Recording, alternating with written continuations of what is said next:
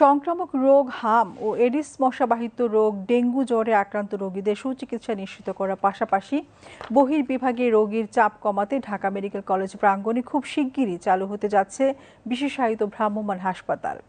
20 শয্যার এই হাসপাতালে থাকছে এসি ও নন এসি বেডের ব্যবস্থা সহ বিশেষজ্ঞ চিকিৎসকের চিকিৎসা সেবা। রিপোর্ট শরীফুল ইসলামের। সারা দেশে বেড়েছে সংক্রামক রোগ হামের প্রকোপ। ইতোমধ্যে এই রোগে আক্রান্ত হয়ে ৩০০-রও বেশি শিশুর মৃত্যু হয়েছে।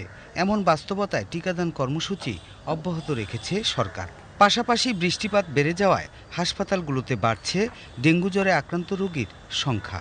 হাম ও ডেঙ্গু জ্বরে আক্রান্তদের প্রাথমিক স্বাস্থ্যসেবা নিশ্চিত করতে ও মৃত্যু ঝুঁকি রোধে ঢাকা মেডিকেল কলেজ প্রাঙ্গণে খুব শীঘ্রই চালু হতে যাচ্ছে মোবাইল হসপিটাল। আইসোলেটেড একটা জায়গায় মন্ত্রণালয়ের নির্দেশে এবং বাংলাদেশ সেনাবাহিনীর তত্ত্বাবধানে একটা ফিল্ড হসপিটাল স্থাপন করা হয়েছে।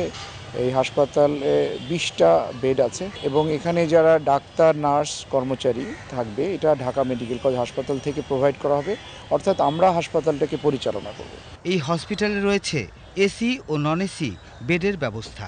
তবে রোগীর পরিস্থিতি জটিল হলে হাসপাতালের ইনডোরে কেবিন ও আইসিইউ বেডের ব্যবস্থা রাখা হয়েছে বলে জানান ঢাকা মেডিকেল কলেজ হাসপাতালের পরিচালক। মুমূর্ষু রোগীদের জন্য আমাদের 4টা কেবিন, 4 16 জন রোগীকে আমরা ওখানে রাখতে পারি যদি সেই সাপোর্ট দরকার হয়। আর আইসিইউর ফ্যাসিলিটিসও আমাদের আছে, আমাদের পেডিয়াট্রিক আইসিইউ আছে।